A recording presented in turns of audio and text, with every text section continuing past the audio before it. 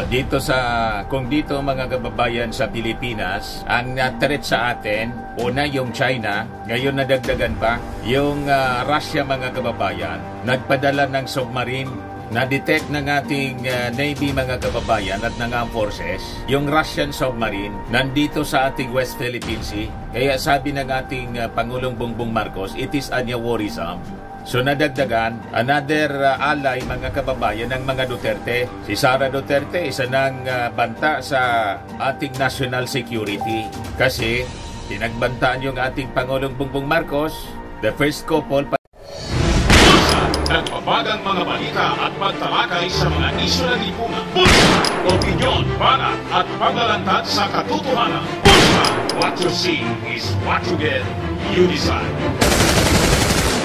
Si Martin Romualdez. Kaya nga po, plano na file ng kasong paglabag sa anti-terror law.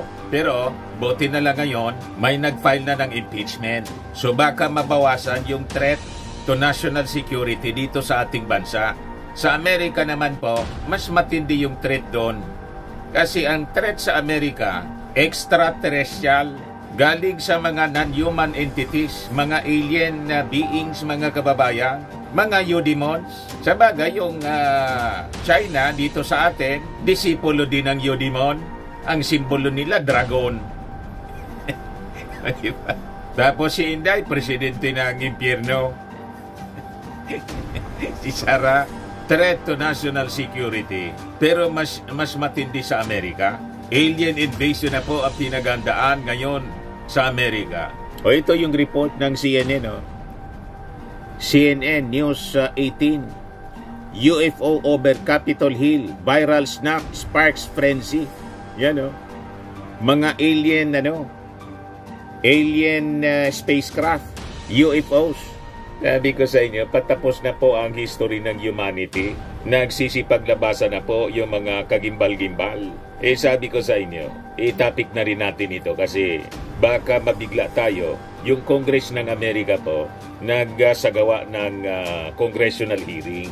Kung dito sa atin, ang congressional hearing po tungkol sa Mary Grace Piatos, Chichiria.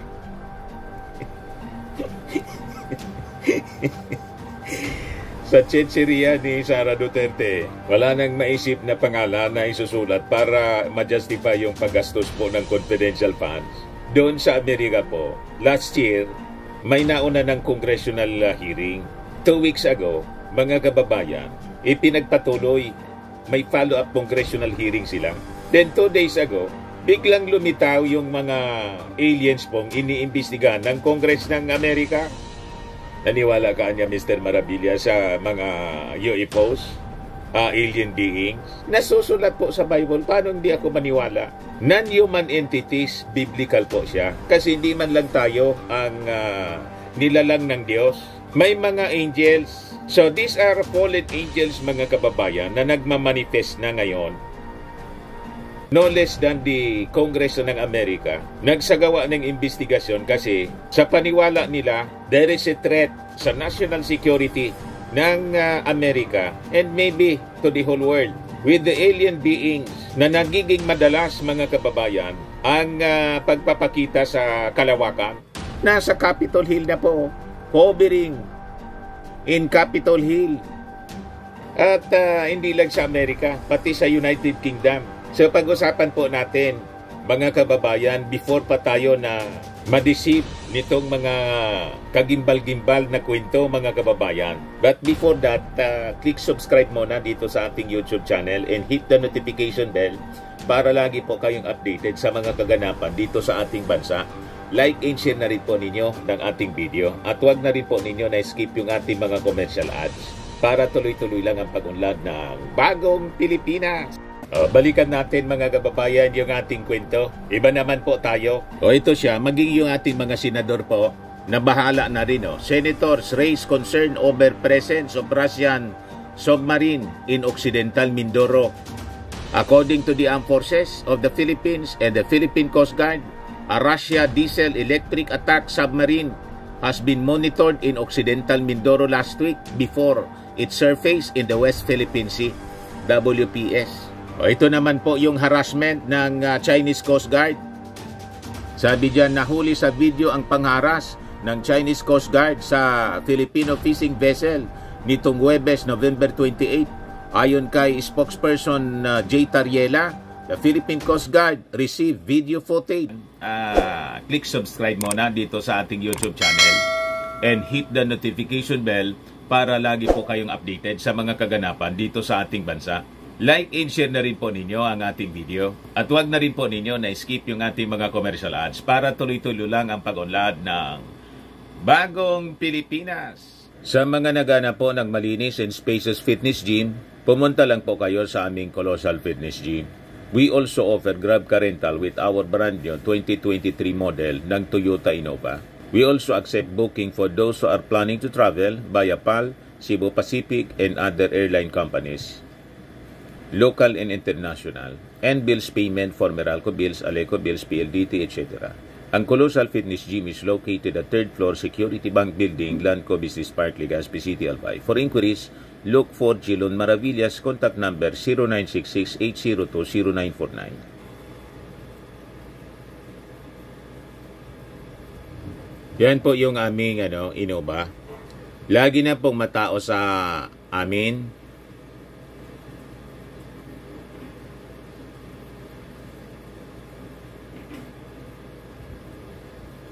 Yan po mga bagong clients namin.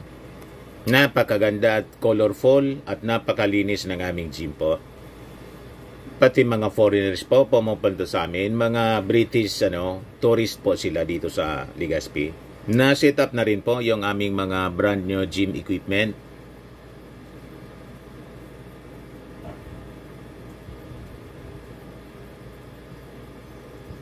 May treadmill na rin po kami. Ito naman po yung bago naming product na binibenta online. Eye Glow Serum, whitening po siya. Tingnan ninyo yung epekto sa aking anak na architect before and now. Yung mga inquiries po ninyo, dumiretso na lang kayo sa kanyang Facebook account, Riz Maravillas. Ito naman po, Firmax Firming and Lifting Cream, pinapahid po sa mga pulses and affected area. Mainam po sa paninigas na mga kaso-kasuan.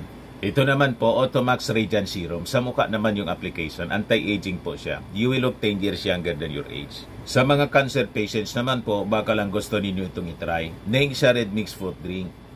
Hindi mo po siya gamot, food supplement siya. Kaya lang, gawa siya mga kababayan sa goji berry. Yung goji berry may anti-cancer properties. O ngayon, yung mga inquiries ninyo, dumiretso na lang kayo sa aming messenger sa Facebook para masagot namin agad. Ayos pa?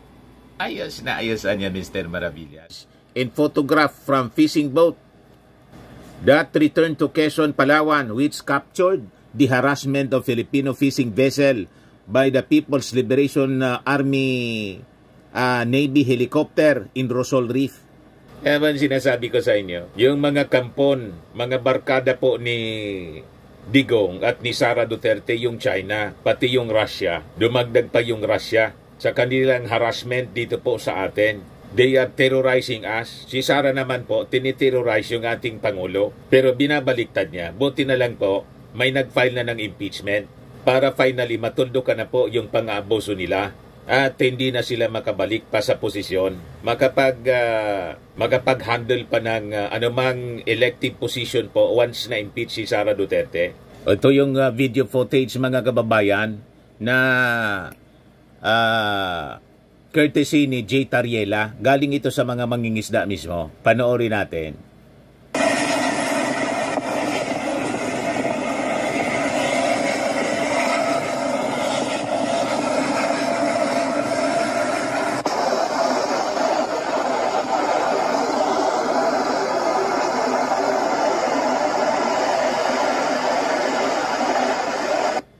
Yan yung harassment ng helicopter ng China. O ito naman yung Russian tawag dito, Russian attack submarine. Sabi ng ating Pangulo, Russian submarine sighting niya, very worrisome. Yan sabi ng ating Pangulo. Pakinggan natin itong report ng PTV.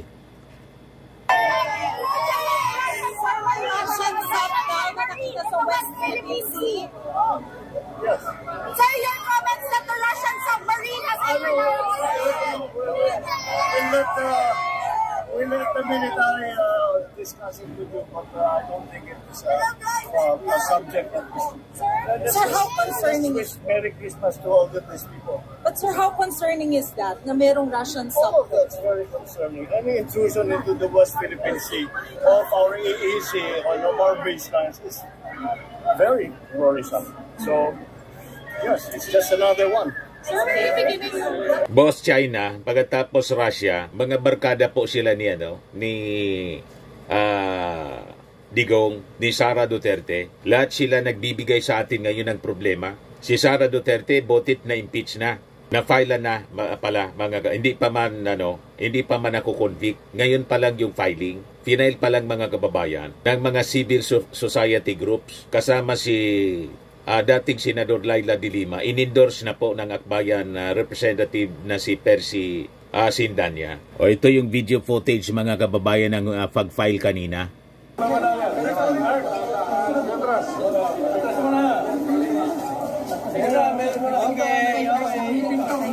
Siya po, si Percy Sindanya. Andiyan lang yan. Atras lang, atras. Atras po, atras po. Sorry po. Diretso na po muna tayo doon. Siya. So ito yung balita. Laila backs impeachment complaint against Sara Duterte. Sabi niya, wag na atras abante. Panahon na para impeach si Sara Duterte.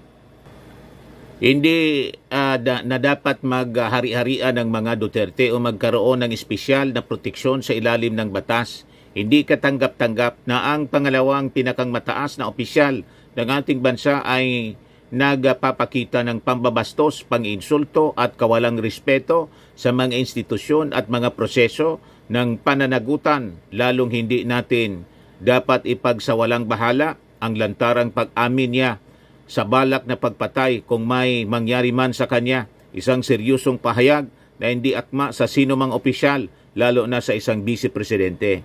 Ito ay isang malaking kahihiyan sa ating bansa at sa buong mundo. Hindi na tayo dapat magdusa sa ganitong klaseng liderato. Sabi nga natin mga kababayan, malamang makonvict mga kababayan si Sara Duterte ng mga senador. Kasi yung mga senador, siyempre may ambisyon man yan na magpresidente. Si Sara may ambisyon na magpresidente. So at least minus one na kalaban. Tama ba? May tsansa na sila na kumandidato at manalo sa pagkapangulo. Kaya malamang ang matira na kaalyado ni Sara na magbutong no, si Bato, si Bongo at si Robin Padilla lang. Si Amy Marcos malamang magkuha na lang po, mag-abstain. Di ba? Mga kababayan, ngayon, doon sa kwento natin tungkol sa Amerika na tiniterrorize din sila ngayon ng mga aliens. Ito siya yung balita. CNN News. UFO caught on camera. Sa kuan mismo. Above. Over Capitol Hill po. Yan po siya. Mga kababayan.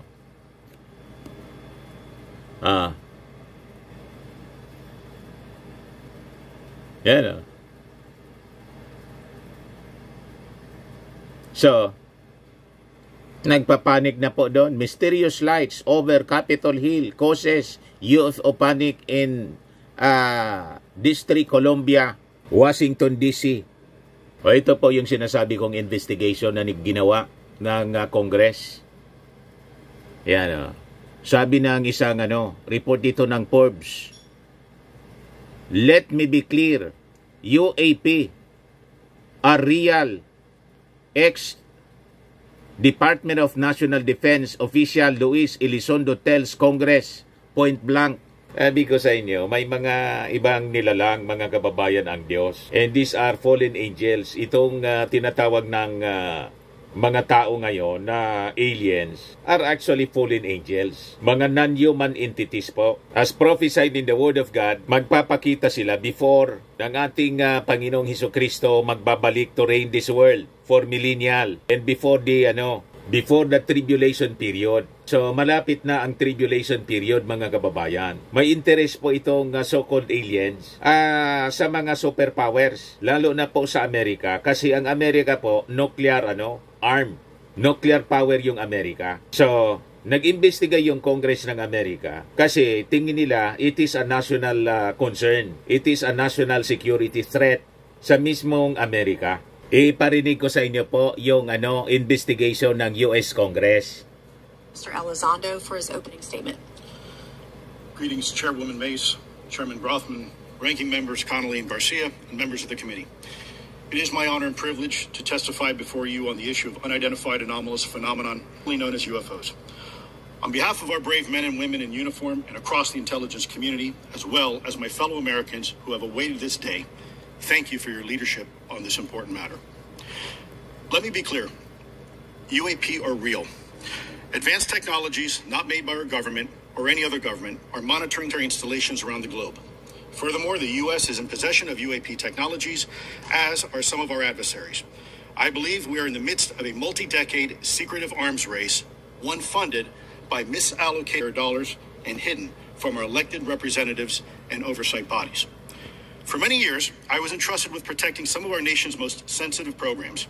In my last position, I managed a special access program on behalf of the White House and the National Security Council. As such, the need to protect certain sensitive intelligence and military information. I consider my oath to protect secrets as sacred, and I will always put the safety of the American people first.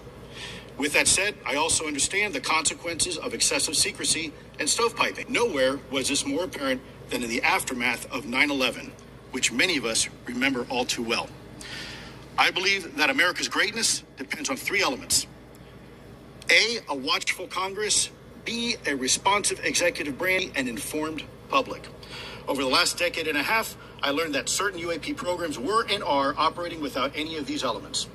Although much of my government work on the UAP subject still remains classified, excessive secrecy has led to grave misdeeds against loyal civil servants, military personnel, and the public, all to hide the fact that we are not alone in the cosmos.